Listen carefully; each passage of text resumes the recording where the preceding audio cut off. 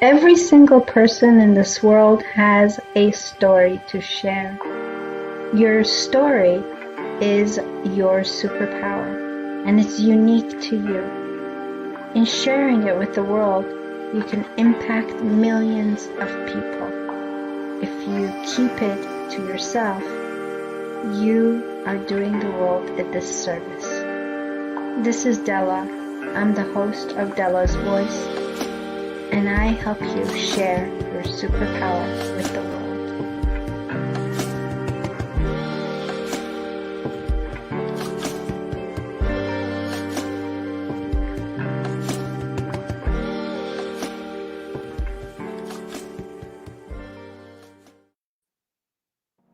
Hello and welcome to another episode of Della's Voice Sunday Live Talk Show. Balance. Balance is everything. And we're not talking about balancing your checkbook. It's not that kind of balancing. We're going to be talking about balancing and being able to function with day-to-day emotions. If there is a time to talk about this, there's no better time than right now, because as every single one of you are experiencing these ups and downs, these different emotions that we may have never had to deal with them before, but right now we're facing them. It's really imperative that we learn how to deal with these emotions, how to function through them, and how to find the right balance. So stay with us, share this talk with other people, as it's going to help a lot of other people. A little bit about my guest today. This fantastic gentleman, Tristan Helm. He was born in Colorado and raised in Oklahoma, and now lives in Texas and with his family. Tristan has worked in the mental health field for almost 20 years, specializing in distinct skills, training with those who are mentally handicapped, incarcerated, emotionally ill, and children under custody of the state. He is passionate about helping people see their true worth and overcome obstacles. He has 5 children and lives in Texas with his wife. Tristan works as a mental health professional and helps others to focus on understanding their inner struggle. He's been training under the guiding eye of some of the most prominent speakers in the world. He is a published author and has appeared on various speaking platforms within his first year of starting. He also works as a consultant for numerous networking groups and mentors small business owners. He's the CEO of Helm Mastery and works to help people take the lead in their life. His ultimate goal in life is to see his life's work and passion help as many people as possible. So you can say that my guest, Tristan Helm, has a little bit of experience in teaching people how to find the balance and how to function with their day-to-day emotions. So ladies and gentlemen, please help me welcome on Della's Voice, my guest, Tristan Helm. Hello, welcome. Hello. Welcome, Thank you. welcome. Thank you so much. Hello.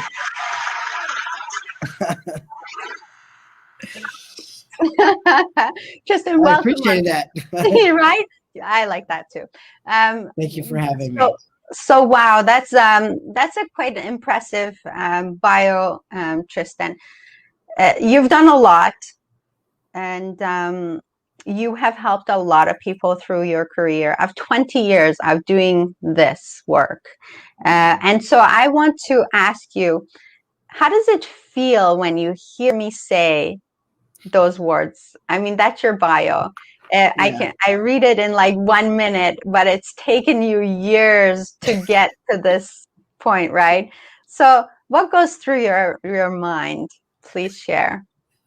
I'm glad you asked that, actually, because that's probably one of the first times I've ever heard it read like that. And I was like, man, that's a pretty impressive resume.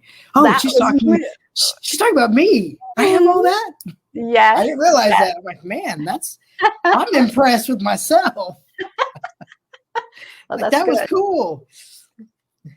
That is cool. That is cool.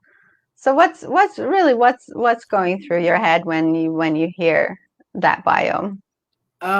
Honestly, like, I think of this, it's like an allegorical thing for life. Like, we spend years just to get something, just in like tons of experience, just to be able to say a few words that can impact everything and change everything. But all those years to build up to that point is what was strengthening that moment. You know what I mean? Like 20 years working with people, like that's a long time. That's actually over half of my life. And I've never really thought about it. Like, man, I really have been doing this for a long time. I didn't realize it. I just was taking everything day by day, month by month, going from this job to this job, not even thinking about what I was doing. And then I think about the experiences I've had, and if I can be humble and say this, the knowledge that I have.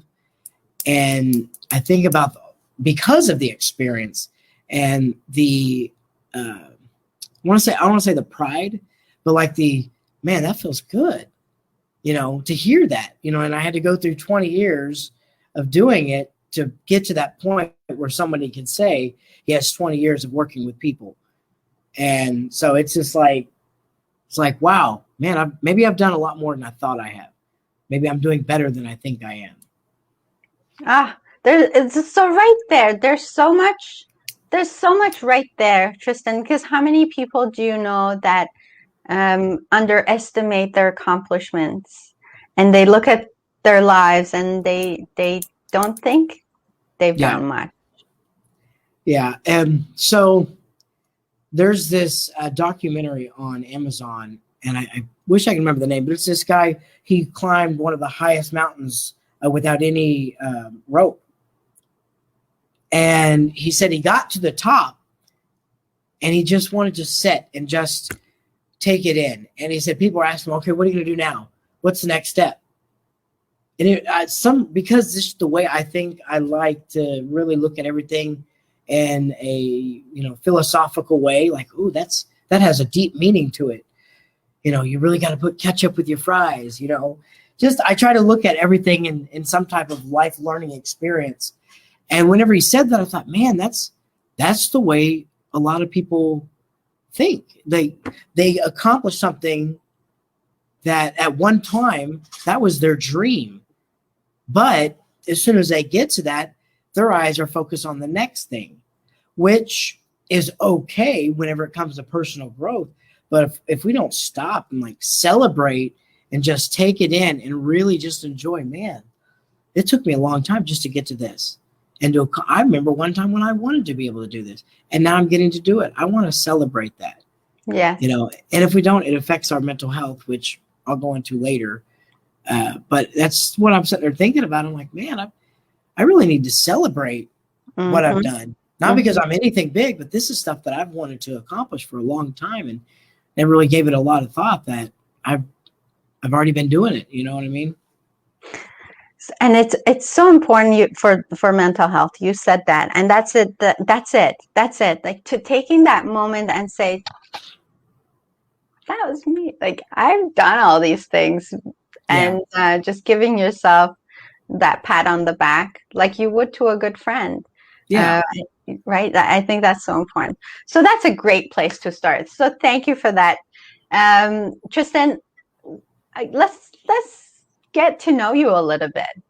How did you grow up? What kind of a family did you grow up in? And tell us a little bit about that. So the best way to put it is I have been raised under a lot of different cultures and background, if I can say that properly. Like, I've been in single home with just me and my dad. I've been in a single home with just me and my mom. I've been in with my mom and my dad and me in the house. I've lived with other people while my mother was taking care of herself because she wasn't healthy at the moment. So I've lived with other people. I've been homeless. I have had to, scrounge up enough money just to get a hotel for the night, just so I can go to work the next day. All that to say is not because there's anything big on me. It's just like I can relate to a lot of different people. And so growing up, I went through, being homeless, being a single parent, being around domestic violence, being around drugs, being around all kinds of disorder and chaos and instability. My entire school year life, there was only 2 times where I went to the same grade or went to 2 grades full term. I went 2nd and 3rd in one place, and then 11th and 12th in another place. But everywhere else, I'd spent half a year here and would move and go to a year and a half here. And I would move and go to a year and a half here and then move over here and do half a year here. Like I bounced around. I never went to the same school. It was either in a different part of the town or a different city or even a different state. So I bounced around a lot, which is, partially why I'm really big on stability and staying in one place. But anyways, all that really just helped me to do the things that I love, which is to empathize, not having sympathy, not feeling sorry for somebody, but feeling somebody else's pain when they talk about the things that they've been through and understanding, like, I may not know all of that situation, but I have an idea. And for me, empathy is a very, very powerful tool. I'll talk more about when I get into the emotions part. But empathy can take stress off of somebody because they realize that they're not alone. When I realize somebody is feeling my pain, I don't feel as much pain because it feels like it's been lifted. And not just metaphorically, but sometimes literally. My dad died about 6 months ago. And a lot of people called, hey, I'm so sorry. We're praying for you. Hey, is there anything we can do? And of course, there isn't anything you can do but pray. But I remember thinking, man, that's comforting. Just that, just someone saying, hey, I don't know what to do. I don't even know how I can help you. But if you need something, please let me know. Just knowing I wasn't alone, that was just like, oh, that feels good. It feels comforting. And it allows me to process what I'm going through a little bit easier. I'm just going to interject one thing here because it's so important. And we talk about grief a lot on Dela's's Voice because it's such a big part of our lives. And a lot of times we don't know what to do with someone else's grief. We don't know what to do because we're, nobody taught us how to deal with this. Nobody taught us how to be helpful. And you're right. Apart from, oh, I'm so sorry for your loss. My deepest condolences. Please let me know what I can do for you. We're like, okay, but that sometimes I can say that to myself, but that's meaningless. That's meaningless. How is that going to help that person? But you're saying, no, just like those exact same words just mean so much. Yeah. And it's changed a lot of the way I work with people. And I thought what I was doing before was pretty okay. But now when I talk to people, I'm very, very open. I'm like, I have no idea what to tell you. I can't tell you what to do. I don't even know what I can do. But just, hey, I'm here. I'm praying for you. If you need someone to talk to, please let me know. And you can see because I've learned to watch facial expressions and watch body tone. You could just see them. Thank you. Like, there's nothing you can do, but I do appreciate that. Like, wow. Like, that really is powerful. Just being with somebody, just being there. Yes. Tristan, when you were growing up, what was the most painful emotion for you? Oh, which one do you want me to share? Because I went through a lot. And again, not to shine a spotlight on, oh, poor pitiful me, or, oh, he's just doing that for whatever reason, but it's life. It's what's happened. having the story that I have, it's kind of just comes with multiple arrays of emotions and different things. One of the pivotal ones I would say was, when I came home from 6th grade to find out that my mom was in jail. And at the time, it had already happened quite a few times. And it, unfortunately, as a child, you could become numb to very adverse things. They happen so much, it becomes normal for you. But I came home one day, I was in 6th grade, and mom was gone. I was like, okay, she's maybe at the store, maybe she's in jail. I'll go stay with, so-and-so. And she'll get out in a couple of days and let's go back to our life. And I'll never forget, I had our brand new puppy laying on my chest, and I, took my little after school nap, and the phone rings and my grandma called me, and she's like, she's going to be gone for a while. And apparently there was a warrant out on her, and they came and picked her up, and no notice. And luckily, I didn't have to wait. I only lived like a mile from the school, and so I walked home. But I remember that impacted me a lot, obviously, because that was one of the very pivotal time in my life. I was finally getting settled. I had made friends. I even had a girlfriend, and I was finally getting happy. And then all this just kind of threw a wrench in it. And I remember that my dad came to pick me up, and he stayed with me for the school week. And then we'd go back to his house and stay for the weekend, and then come back. And I all the way up until I could finish school there. And we would slowly pack and bring loads, and then drop them off at my grandma's, which is my mom's mom. And we'd do this every single week. And I remember just watching all of it unfold. And then I didn't see her for over a year, because I somehow I'd made like a pact with myself, like I'm not going to go to the jail and see her. I don't want to see her like that. And so it was just me and my dad for over a year. I was in my old hometown, which is in Oklahoma.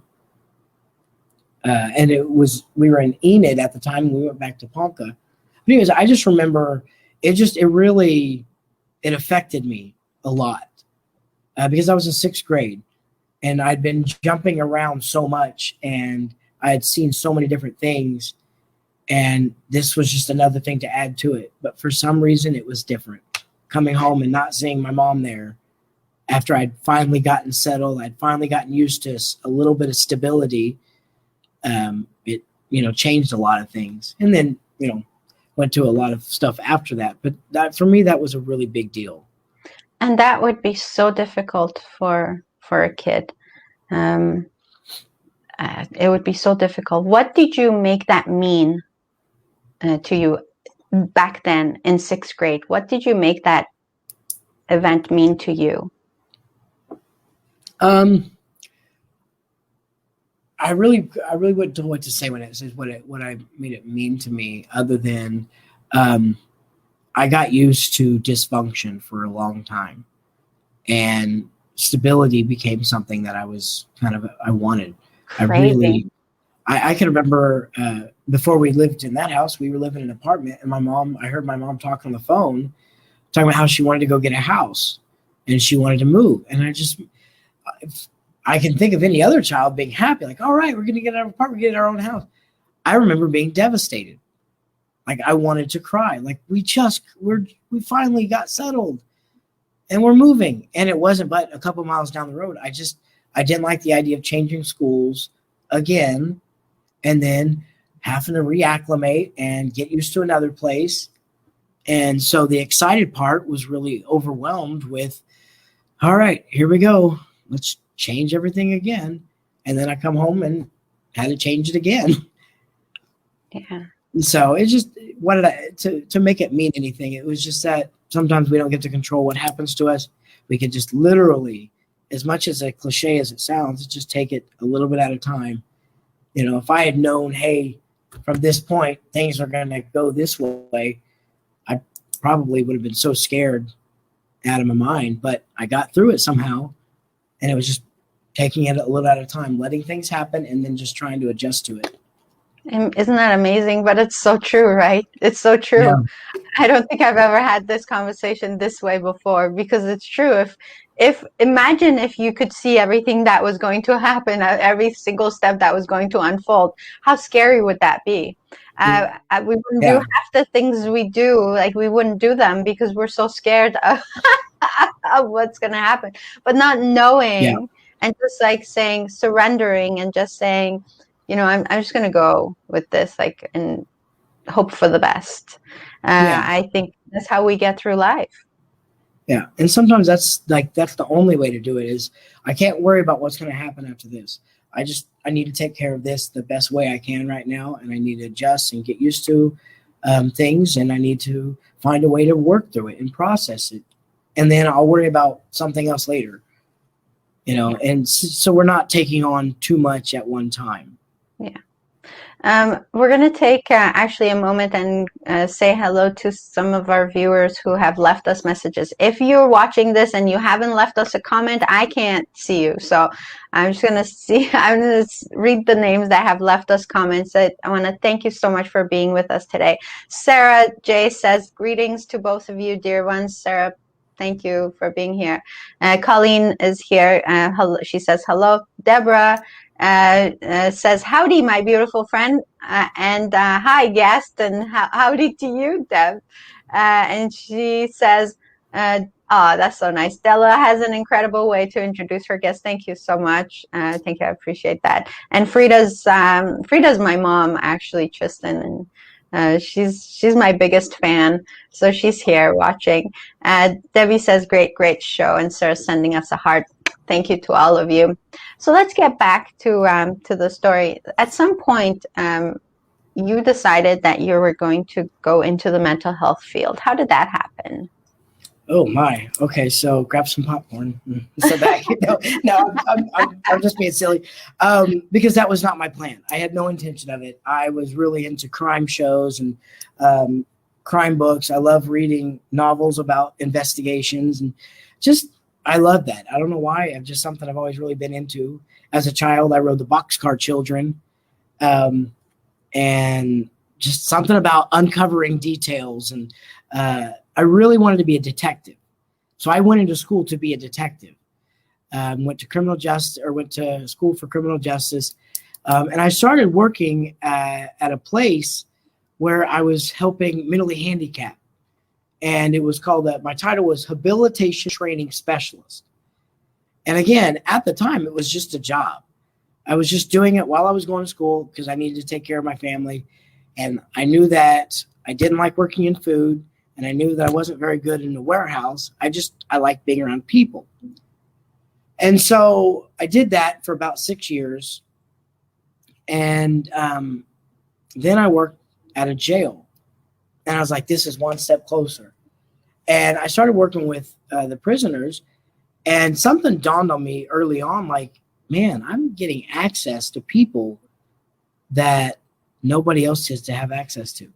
Family and friends don't get to have access to them.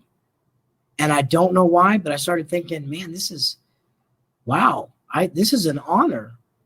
I mean, yeah, they may be in there for different reasons, but I'm getting to get to know people on a very, very different personal level than most people get to see them. And wanting to be a cop and wanting to be a detective and then finally getting in the field, I thought I'd be elated to just crack down and to investigate. And that's not at all what I did. I'd pull people out of their cells and go to this area and let them talk about their problems. And we just kind of work through things. I'm like, all right, let's build a plan. Let's work on this. Or as they were leaving, I'm like, hey, remember what we talked about? Start reading this, start working on this. Don't forget about not hanging around these people.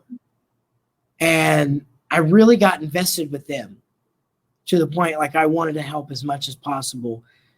Enforcing just kind of comes with it, but I really wanted to help them just change their thought patterns. And it was at the time that I started really working on my book, and really started thinking, man, I wonder if this has anything to do with their childhood. And of course, with the childhood I had, I'm very intrigued to hear about how someone's raised. But then I started working at a children's home. And I just saw Wait a moment. No, don't rush this. This is so good.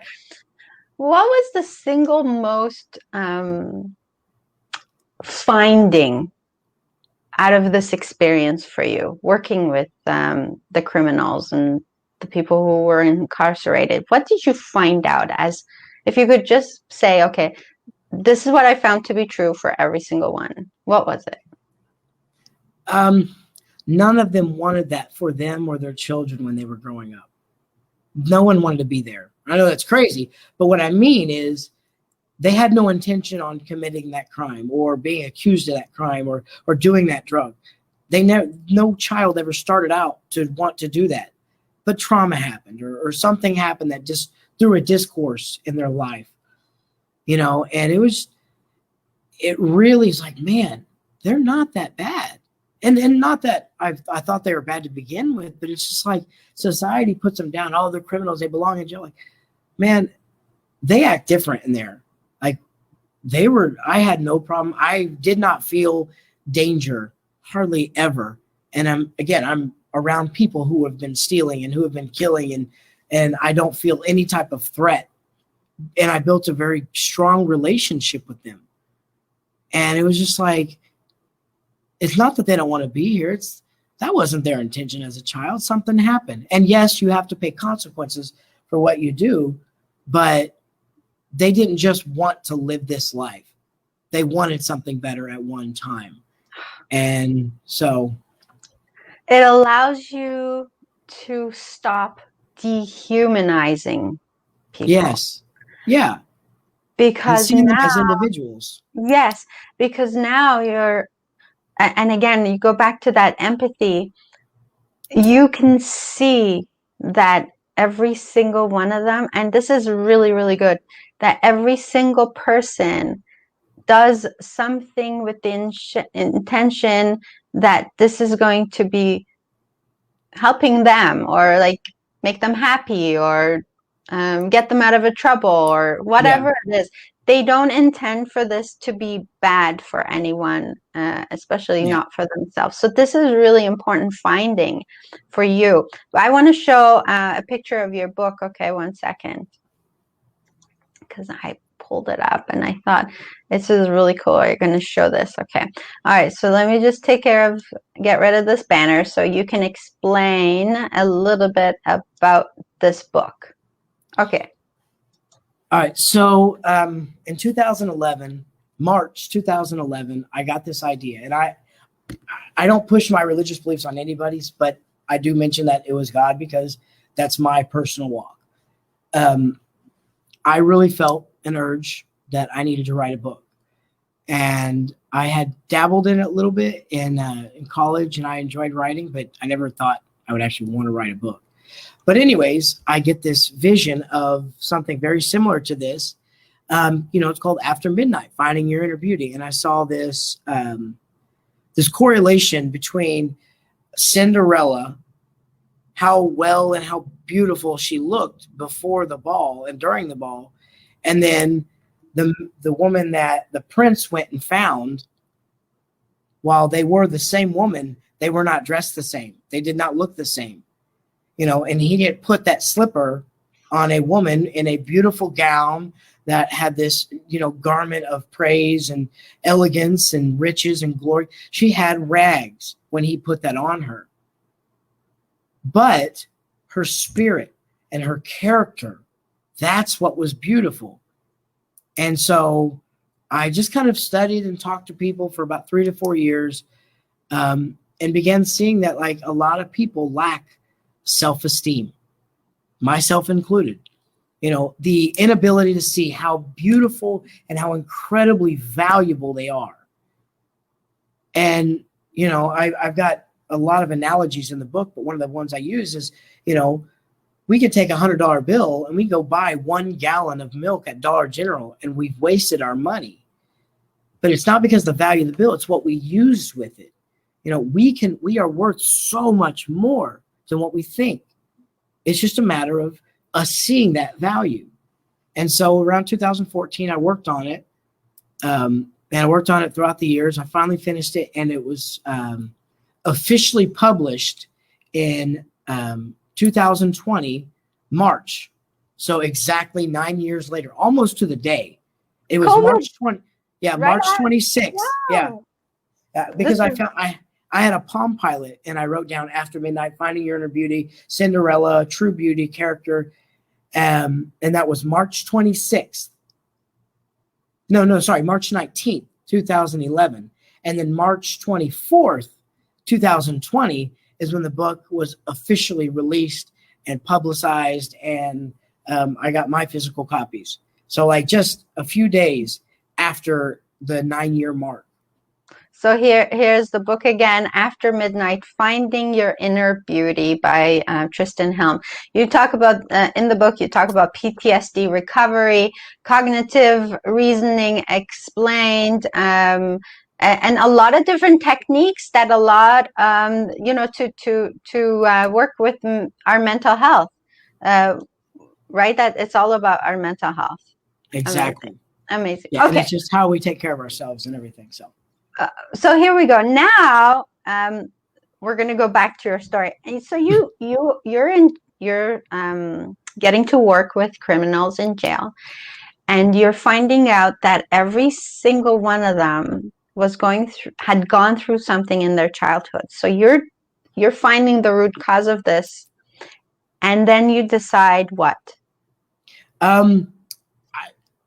There's a pivotal moment, and I remember two guys were arguing and griping and fighting each other, and I could have went in there and done what I was trained to do, which is go in there and take hold of the situation. Instead, I pulled the guy out, I handcuffed him, and I was like, "Man, y'all need to chill out." I said, "Come here," and I put handcuffs, and I said, "Just follow me." And we went into this place. It's called the Sally Port, and it was just kind of like a rec yard for them. And I was like, "What's going on, man? What are y'all beefing about?" And it was toilet paper. And he was just mad, and he just like, "Look, I don't want them to think that I'm a punk. I don't want to." And so he was just trying to protect himself. Like he wasn't really mad about toilet paper. It was just him trying to make a statement that he's not going to let those little things slide. And so we talked for a little bit. He felt better about it. And so I'm like, "All right, I'm going to take you back." I said, "But act like I just, yelled at you and screamed at you, and act like you're ticked off at me, okay?" He's like, "All right." So he starts mumbling and getting angry. He's like, "Man, this is messed up. Why you got to treat me like this?" Took his handcuffs off. And I started to develop a friendship. And that moment was like, I don't belong in law enforcement. Like there's a place for it, obviously, but I don't belong in that. That's not my calling. That's not my passion, apparently. I enjoyed helping and talking and finding out what was really going on more than I did enforcing the rules.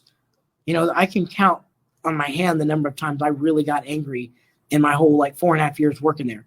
Again, working around adverse things and working around very high tension situations. I can count on my hand the number of times I really got mad, like legitimately angry.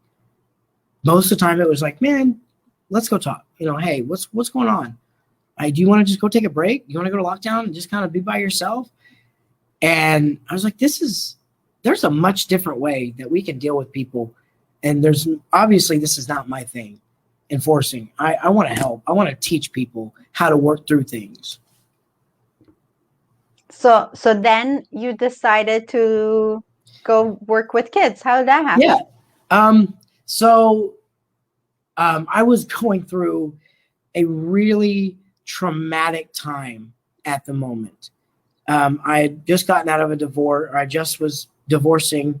I was working through the trauma of that because of what was happening. I lost 2 of my best friends, and then 2 of my dogs died. And then the job kind of let me go. I voluntarily left, but I was at a really, really low point in my life, like a very low point. I started suffering depression and anxiety on a higher level. And I left Oklahoma and went to Texas. Just kind of stay with a friend and really just kind of get my head around things. And I remember I got a call from CPS for a job interview. And I was like, I said, I would love CPS? What's CPS? Child Protective Services. Okay. Because I had a degree and I knew what I was good at. And I wanted to go into work in helping children and helping families. And they called me for an interview, and I was like, I'm actually going out of town. I said, can I please interview when I get back? And like, no, I'm sorry, you can't. And so I went down to Texas, and I called up a friend of mine who I knew worked at the children's home. He's like, yeah, man. He said, get healthy. Come on down. Let me know as soon as you're here, and we'll do an interview. And it wasn't even an interview. It was a formality. It was just like, hey, so when do you want to start? Let's just go through all the dynamics. We'll get you started. And then I started working with the children, and I loved it. I mean, I loved every minute of it, as far as what I was doing. And then I decided it was time for me to leave Oklahoma and go move to Texas permanently. And so then I left the home, and I'm still in contact with a lot of the kids from there. I guess they're adults now, but in my eyes, they're still kids to me. They're your kids, right? Yeah, your kids. And they're my kids. I'm very protective. I look at them like as if I was they were my own children. Yeah. So yeah, they're still very young for me. So when you worked with the kids, what did you learn from that experience, and how did it bring you to what you're doing today? And then we're going to go actually into, helping people a little bit today and how to balance and function with your day-to-day motion. I mean, I'm so involved in the story right now. It's like, what were we going to do today?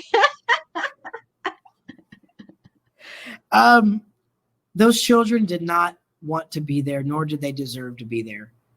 It wasn't, they were there for either their parents had abandoned them, or CPS took them away, or, that home actually started off as a military home. Like when parents were gone at military, this home would just take care of them while the parents were fighting the war.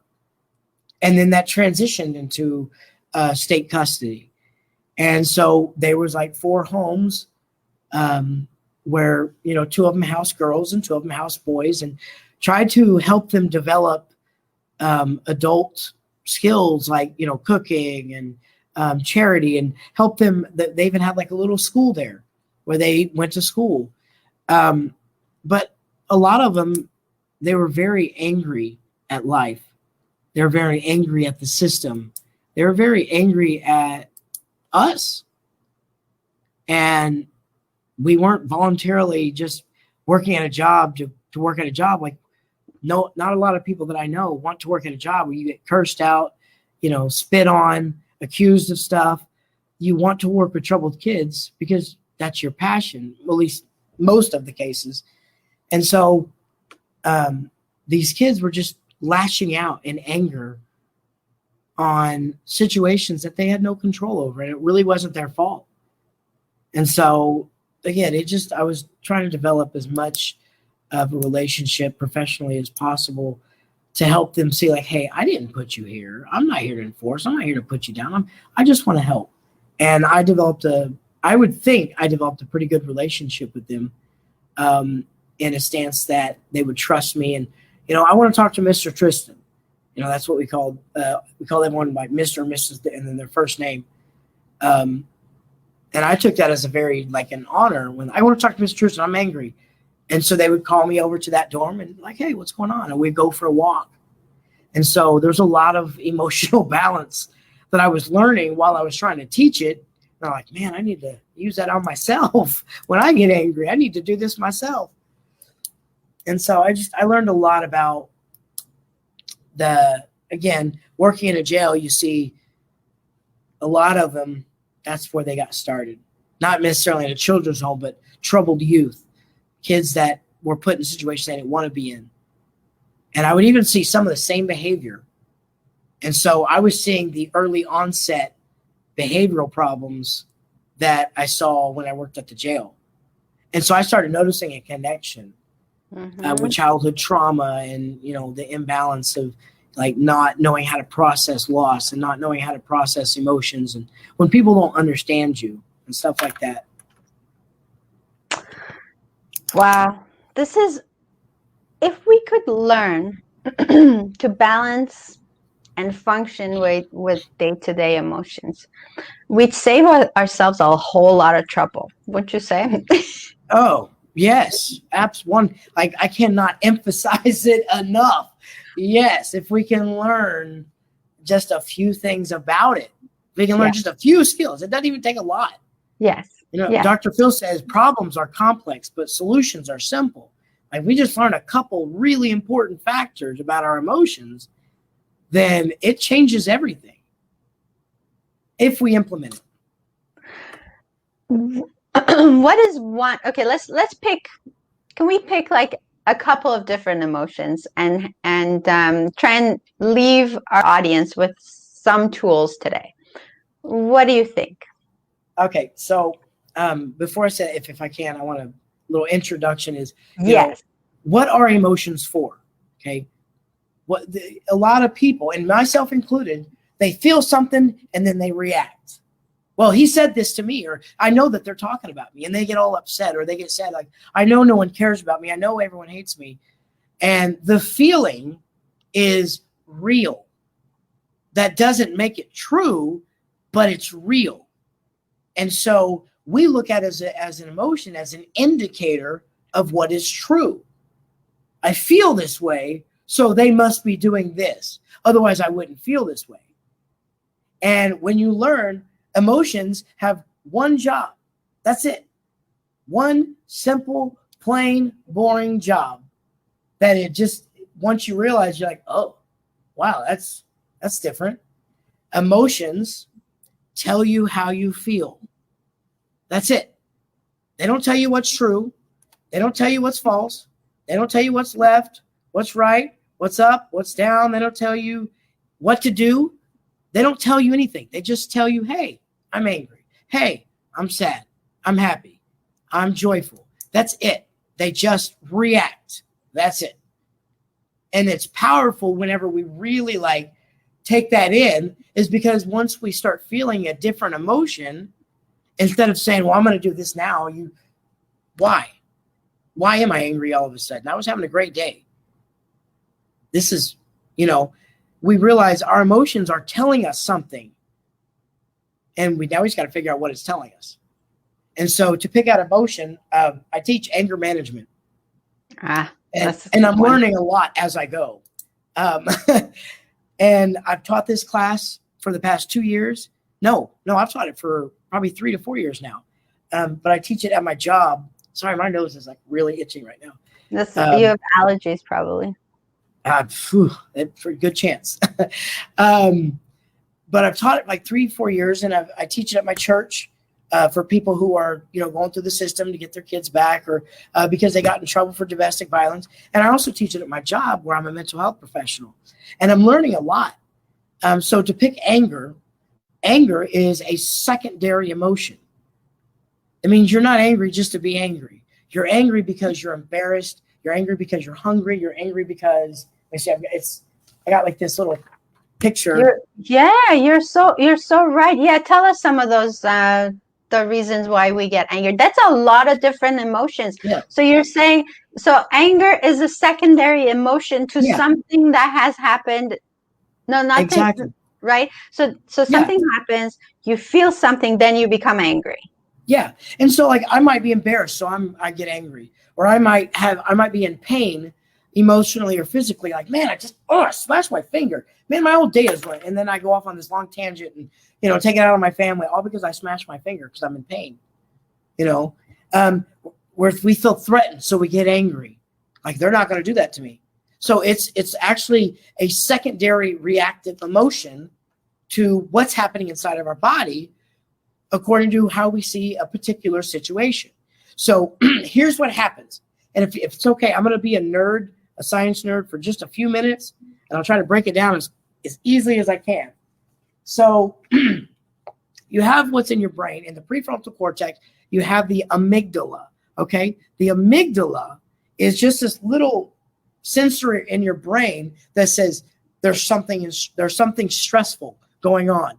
So then it starts activating this message system through these things called neurotransmitters, right? And so that activates the hypothalamus. The hypothalamus then starts releasing these chemicals called cortisol in your body. And the cortisol starts signaling the pituitary glands. The pituitary glands are like right here in your part of your head, right?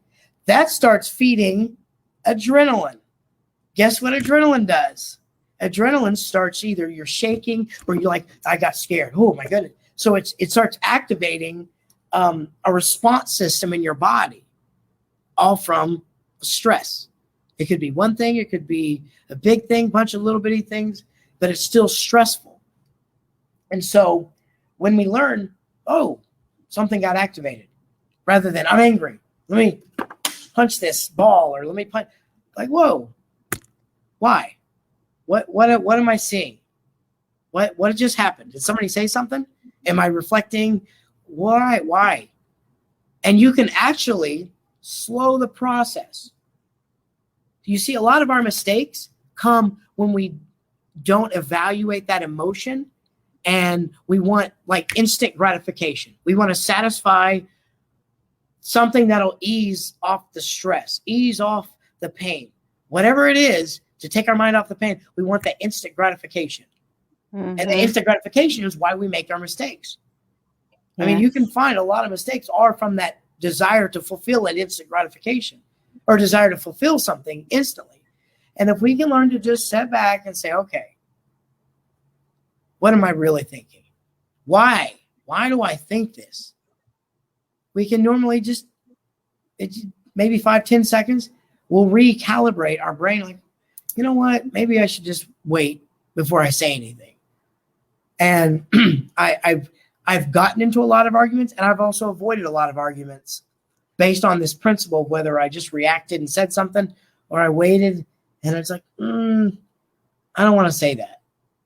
I know they're hurting me. And I've had people say some like really angry, mean things. And I wanted to like, really? With the stuff I know about you and what I can say about you. But I decided I'm going to wait. I don't want to hurt. I want to wait. I want to process. And someone messaged me the other day and like kept messaging. I'm like, hey, I'm still healing. I don't want to talk right now. Because I was aware if I started to talk, I was going to unleash something very, very unhealthy. So I needed a moment or a few moments just to wait and let things kind of calm down. Let me devalue what that person said.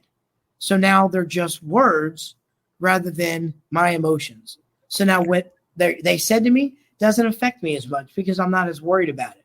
I don't care about that opinion. I don't care about those words because that's what they think. That's not what's true. Mm-hmm.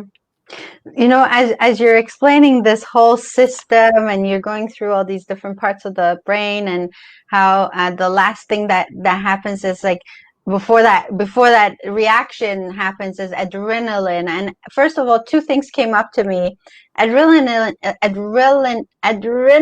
is also the hormone that's produced when we work out, isn't it? Or Yes. like we're excited or something like No, that. yeah, So, right, same hormone. So that's really interesting that it happens in both cases. But also, as you're talking, I'm like, wouldn't it be cool if in your mind all of a sudden you hear this siren, like this red lights go off, and this like this is your indication, okay, this is just anger, I'm going to settle back and think about what I'm going to do next. Wow. So much could be avoided, Tristan. Absolutely. Arguments, just arguments, like just everyday arguments. If you can just ask yourself, okay, why am I angry? Where's this coming from? Right? Yeah, absolutely. And it's just being able to just, instead of just react, you start looking around. I've had some people just, again, and this is very recent, that's why I'm sharing this. They said some very mean, ugly things to me about my dad and about me and my relationship with him. And I mean, it hurt. I lost sleep over it. I woke up with panic attacks. Mm-hmm. And I just sat back like, why do I care what they think? Like, I don't have to care. Like, they're just words. I don't need to listen to what they're saying. It doesn't mean it's true. And so I had to activate this consciousness of like, wait, don't say anything right now. And all of it, actually, it got started of a very harmless conversation. Someone said something about science. I'm a nerd. I love talking about science, even if I don't know a lot. And it just kind of spiraled down, and then it turned into these vicious attacks. And so I realized I need to cut myself off from these people until I can differentiate what they're saying, what they're meaning, why they're saying it, or just straight up, I don't care. You can think that about me all you want. I'm not going to make you think otherwise, but I'm not going to prove myself to you. I'm not going to try to discredit you. I don't care if you say that about me, because it doesn't matter. It's not true, and that's what's most important. And that's how you balance your emotions. Exactly. Yeah, and it's just, again, understanding that what are my emotions saying can be the number one changing factor in what I do with how I feel and what I used to do with how I feel. Mm-hmm. Just knowing I'm angry, but why? I'm sad, but things are okay. Great example, just because we were talking about working out. It was the middle of the night. I made a dumb mistake, and I looked at my phone, and I saw all these vicious texts from this person. And I'm like, my heart started like pounding. And obviously I wasn't going back to sleep. My wife says, hey, why don't you go in the garage and go work out for a little bit? I was like, okay. And so I went into the garage and I did a few pull-ups. I hit my punching bag. Like, that's it. That's as hard. I could just bear it. And my body, it's so cool. My body thought, oh, we're working out. That's what we're doing. That's why our blood's pumping. And no lie, I went back into the bedroom. I laid down. My heart started to slow, and I fell asleep, and I slept better before than I did before I saw the text. Oh. I slept better after. And it was because, and this is not an insult, it's just how it is. Your brain is ignorant. It doesn't know what's true. It just knows what's happening to it. It just processes what it thinks and what it feels. That's it. And so you can trick your body into thinking, and trick your mind into thinking, oh, I'm not stressed out. This isn't anxiety. I'm working out. That's why. That's okay. And your body will like match that energy with that emotion, and the emotion will start to fade, and you'll start to come down with the energy, because that's all emotion does. It just feeds energy. And so we just match the energy. Like me and my wife have got into it, and I was like, I want to go for a jog. I got back from my jog, and I wasn't even angry at her, because I just like, man, I'm just too tired to care. And we hugged and kissed, and like, I don't even know why we're angry, but I switched that energy. Yes, and it's so good. Just understanding how this whole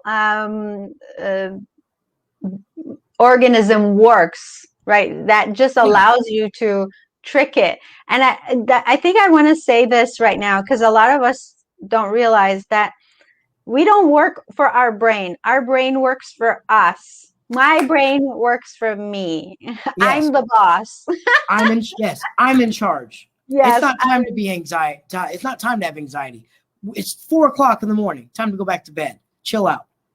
Treat your body. This is something I try to tell everybody, and I try to tell it. Treat your body like a child, but train it like a muscle. You tell it what to do, and you train it on what it's supposed to do. It's just a computer program is all it is. You program it to do what it's supposed to do, not what it wants to do. So good. So Debbie says my husband is watching as well. Hi. Okay. So Babak's here. Babak says, I had lots of problems with anger till I realized whatever they think and say is just their thoughts and has nothing to do with me. Then my problem with anger solved automatically. Yeah. And what they said is spot on. People don't reflect you; they reflect themselves. Period. Like I was getting onto my child about something, and while I was talking to him, I'm like, I did the same thing when I was a child. So I switched it from you ought to be doing this to, you know what, I used to do this, and I don't want you to make the mistakes I made. So I want you to work on this, or let's work on this together. It went from like, I'm not angry at him because he's doing this. I'm angry because I used to do that. And I don't want him to do that too. I don't want him to make the mistakes I made. And it was a character trait I saw in myself. So when people are lashing at you, which viably, I know for a fact, the people that were saying those things, they were in pain. They were dealing with their own demons, and they were lashing out at me because I was there and I could take it. Yeah. And so taking yourself out of the equation and saying, it's not about me. Get over yourself. It's not about you. Get over yourself. It's not about you. This works for me. It's hard though, Tristan. It's hard. Sometimes that anger comes because of so many different reasons, but you feel like someone disrespected you and you get angry. If you feel like someone belittled you and you feel angry, you feel like someone totally ignored your feelings and you get angry. And so it is the meaning we give to it. And so it takes a lot of awareness, but it's like that siren all of a sudden. This is really visual to me, that like all my body parts, like my brain parts are like, you're getting angry. So think of it like this. Think of it like red flags. And you can see them. Once you identify what they are, you can see them. Like, I haven't perfected it, but now when I get angry, I'm like, whoa, why? And it's because I started to red flag, danger, danger, Will Robinson. Yes, wait. exactly. Like, hold on. Or when I get sad, like, whoa, why am I sad? I'm really blessed. I'm very happy. Why? Where's this coming from? Oh, there's that song in the background. Okay. But you can train yourself to have those red flags, like a relationship with a human being, or you can get out of a toxic relationship and you realize, oh, I didn't see these red flags early on. And so now that I've got that knowledge, I'm going to look for those red flags in the next relationship. Ding, ding, ding. Okay. Nope. Sorry, buddy. We're done. Sorry, girl. Nope. Not doing this. Because you learn from your past what was happening. You can train your body. Like you said, you are the boss, not your brain, not your body, your consciousness, your awareness. That's what's the boss. And if it's asleep, you're running on autopilot. I mean, the brain just does whatever it's been trained to do. It's just a computer program. The body's just reacting normal. But your awakeness and that alert can be, no, next time I get mad, I'm going to do this. And it is hard. It is very hard. But like any muscle, growing a muscle is going to be painful. It's going to be hard. But it's hard because it's worth it. If it was easy, it would just go back to the way it was. Yeah. You know what I mean? Yes. Oh my gosh. This is so good. It's so helpful. But we're out of time. I can't believe we're out of time.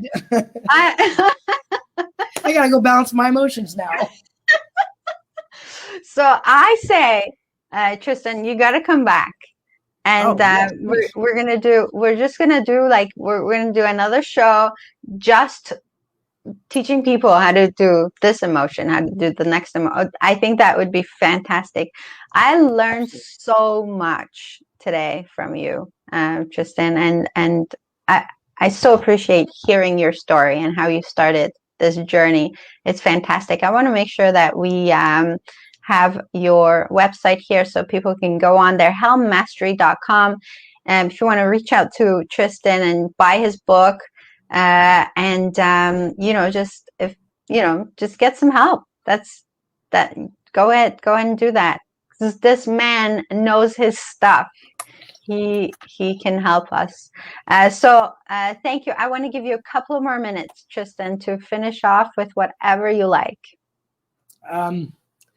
Best thing I can ever say is or not the best thing, I'm sorry. The best thing I can think of to say is, this is a process. This does not happen like, oh, I got this revelation, now I can master it. Helm Mastery is not me being the master of it. It's me helping people be the master of their life and me helping them with what they can do. It has nothing to do with me. It just has to do with the experience that I've had. So if anybody, allow a grace period, but put it into practice with every small thing. When you get just a little perturbed, practice with that. Like use that as an outlet to, ooh, wait, I'm excited. Okay, let me, why am I aggravated? I'm not even that angry, but I'm a little bit perturbed. And so you put that into practice. And you do that into practice with all the small things. Eventually, the big things either won't happen or you'll know exactly what to do when the big things do happen. Yeah. So you just learn to do it with the small things. The little bitty innocuous, like, ooh, I'm a little angry. Ooh, okay, all right. Why am I angry? You start questioning it. And normally we would blow it off and it would just build up pressure. But now let's find out the small thing. I can control this anger. This isn't bad. And so if you do it the small emotions, the big emotions are like almost dismissive. So, but ignoring it doesn't work. No, ignoring it makes it worse. Because it just, here, like says, like your emotions come right here. And if you don't deal with it in your heart or in your face, it gets suppressed, right? And then the more it builds up, and then guess what? It comes out involuntarily. It just starts like proverbially vomiting I should say vomit, it's a little obscure, like little, but it just starts coming out. Yeah, but it's very visual. It's true. And so suppressing it just doesn't make it better. Or you get sick. Like it shows up physically for you, right? And I mean, how many times have we heard that there are so many physical ailments that have root cause in our emotional stress, right? Absolutely. I know for me that's true. So wow, thank you so much. I so appreciate you being here. Sarah says you are very energetic. Good luck. Thank you. Thanks for everyone who's watched us today. Thank you again, Tristan. Reach Tristan at www.helmmastery.com to get his book. I'm just going to put up that book one more time, After Midnight, Finding Your Inner Beauty.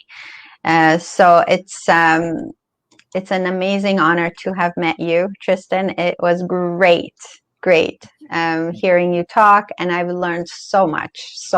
Thank you, my friend. Thank you. I appreciate that very much. Thank you.